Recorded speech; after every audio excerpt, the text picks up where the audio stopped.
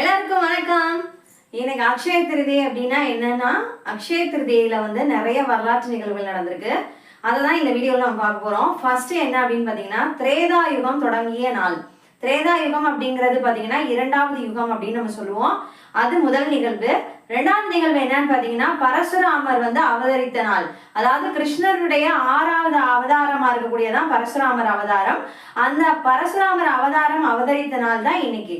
மூன்றாவது நிகழ்வு பாத்தீங்கன்னா, கிருஷ்ணர் குசேலரை சந்தித்த நாள். குசேலர் கிருஷ்ணருக்கு அவள் கொடுத்த நாள் அப்படின்னு சொல்லுவாங்க. மூணாவது.